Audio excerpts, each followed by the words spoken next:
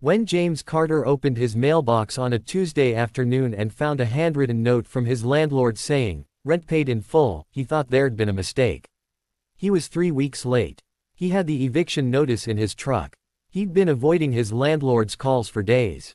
But according to the note, someone had paid $1,850 in cash. All of it, plus late fees. James stood in the parking lot of his apartment complex, staring at the note, completely confused. Then he looked up and saw his 10-year-old daughter Lily watching him from their second-floor window. The expression on her face told him everything. What James discovered next would shatter him completely, and rebuild him into the father he'd been trying to be all along. James Carter had been a good father once. At least that's what he told himself at 2 a.m. when he couldn't sleep. Before the accident, he'd been a construction foreman. Good money. Benefits. Savings account. He and Lily's mother Rachel had been planning to buy a house. Then a scaffold collapse put James in the hospital for 3 months.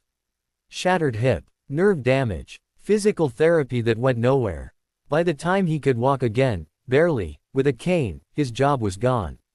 His savings were gone. Rachel was gone too, though not because she was cruel. She'd stayed as long as she could, but watching James sink into depression while bills piled up had been too much. The divorce was quiet. Rachel moved 2 states away for work. Lily stayed with James because that's what Lily wanted, even though James knew his ex-wife's apartment was nicer, her life more stable, her ability to provide better in every measurable way. But Lily had looked at him with those serious brown eyes and said, "I want to stay with you, Dad." So James became a single father working whatever jobs his broken body could handle. Overnight security guard. Data entry from home. Anything that let him sit, because standing for more than an hour made his hip scream. It wasn't enough. It was never enough. Subscribe now. What this 10-year-old did to help will break you. They lived in a 2-bedroom apartment in a part of town where rent was cheap because everything else was falling apart. Lily went to the neighborhood school 3 blocks away.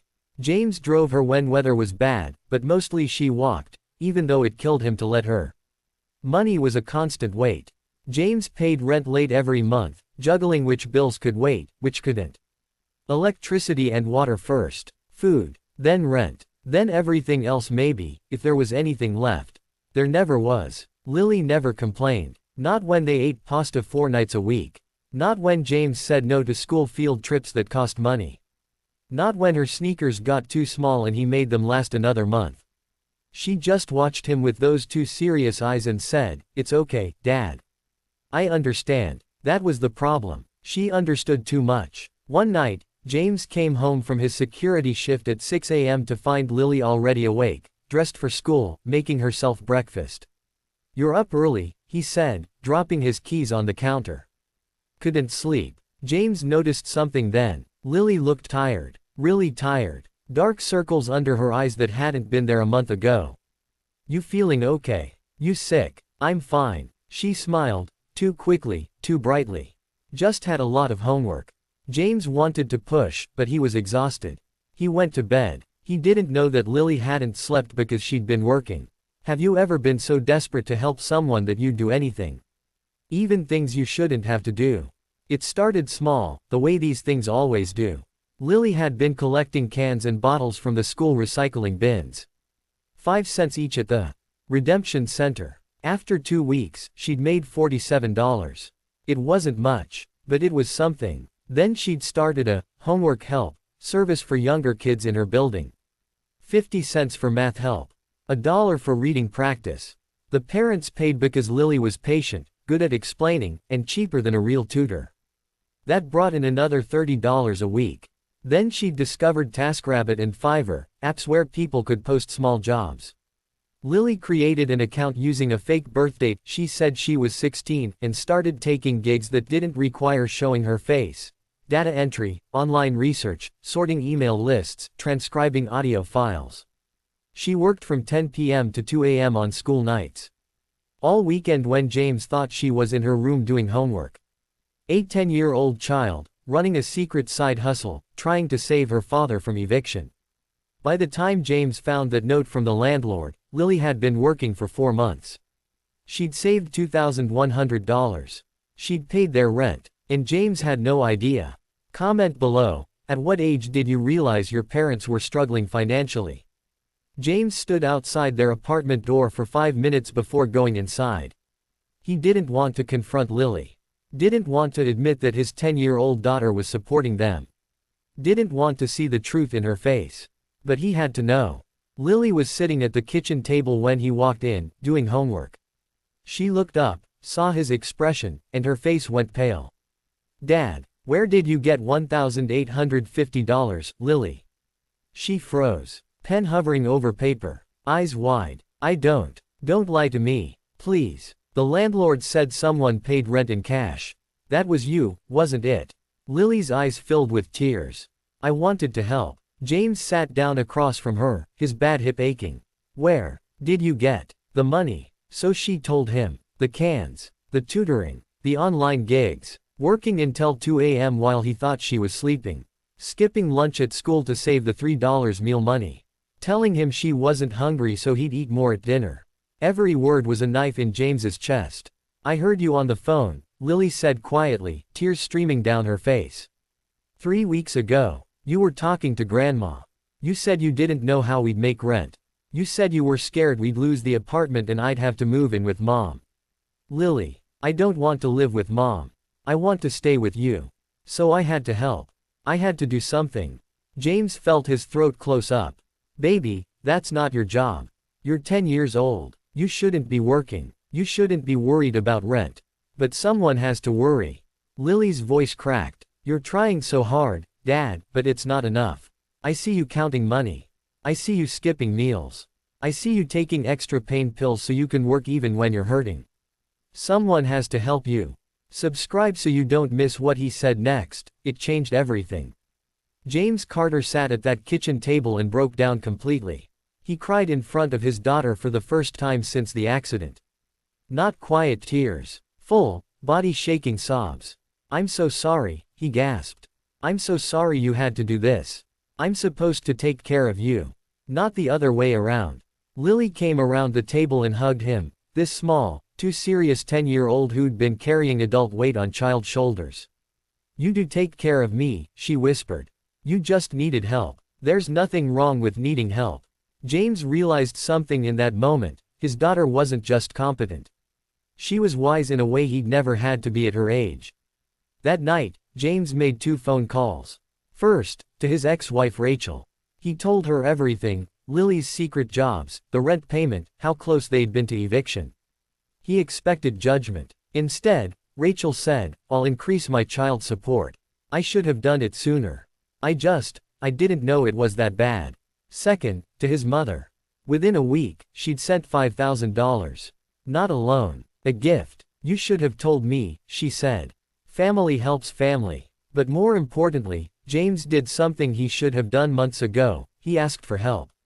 He applied for disability benefits he'd been too proud to pursue. He contacted a social worker who connected him with rent assistance programs. He found a better-paying remote job through a workforce development program for people with disabilities. It didn't fix everything overnight. But it was a start. And through it all, James made Lily a promise: no more secret jobs. No more worrying about bills. Your job is to be a kid. My job is to figure out the rest. But here's the part that most people don't know, the part that changes everything about this story. Lily wasn't the only kid in their building doing this.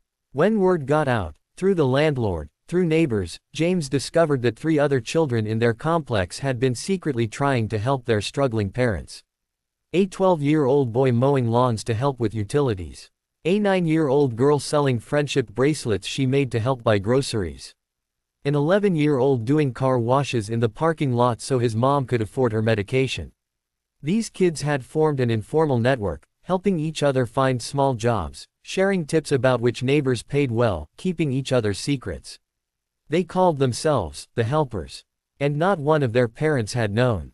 If you haven't subscribed yet, comment why. This story matters more than you think. James organized a meeting with the other parents. 8 families total, all struggling quietly, all being helped by their children in secret. That meeting led to something unexpected, a community support group. The parents started pooling resources, Sharing rides to reduce gas costs, bulk buying groceries, trading skills. James did basic bookkeeping for a single mom who did his physical therapy exercises with him. They helped each other apply for programs and benefits they'd been too proud or too overwhelmed to pursue alone. The kids, the helpers, got to be kids again. Their parents made sure of it. But the group also did something else. They taught their children financial literacy, age-appropriate responsibility, and the difference between helping and carrying burdens they shouldn't have to carry. Lily learned about budgeting, saving, and smart financial planning. But she also learned that adults asking for help isn't weakness, it's wisdom. 6 months after Lily paid that rent, James had a steady remote job that accommodated his disability. They weren't rich. They still budgeted carefully. But they weren't drowning anymore. And Lily, she still helped, but differently now. She volunteered at the community center teaching younger kids how to manage allowances. She raised money for the food bank through bake sales with donations, not her own money. She'd transformed her instinct to fix everything into something healthier, age-appropriate service. Some people say James should have known what Lily was doing. Others say she shouldn't have had to do anything. What do you think? Drop your thoughts in the comments. Today, James Carter tells his story at community centers and churches, talking about hidden poverty, parental pride, and the secret burdens children carry. I thought I was protecting Lily by not telling her how bad things were, he says. But kids know. They always know. And when they know their parents are struggling, they try to fix it, even when they shouldn't have to. The most requested part of his talk. When he brings Lily on stage, now. 12 years old, still serious-eyed but smiling more, and she talks about what she learned. I thought I had to save my dad, Lily tells audiences. But what I really needed to do was show him it was okay to save himself. And that sometimes, saving yourself means asking for help. The landlord who received Lily's cash payment, Mr. Rodriguez, framed the note she'd included with the money. It said, "This is for my dad. Please don't tell him it's from me. He's trying really hard." He keeps it in his office as a reminder. Behind every late rent payment, there's a story. Behind every struggling tenant, there's often a child watching, learning, and trying to help in ways no child should have to.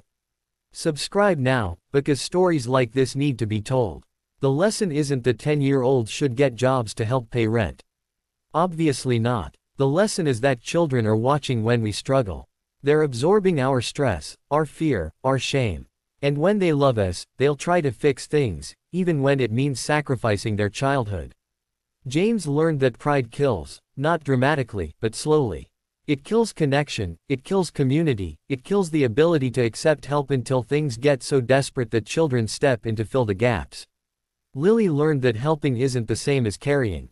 That love doesn't mean fixing everything. That sometimes the bravest thing you can do is let adults handle adult problems while you focus on being a kid. The other families in that apartment complex learned that they weren't alone in their struggles, and that collective action is more powerful than individual suffering in silence. And the helpers, they still exist, but they've transformed.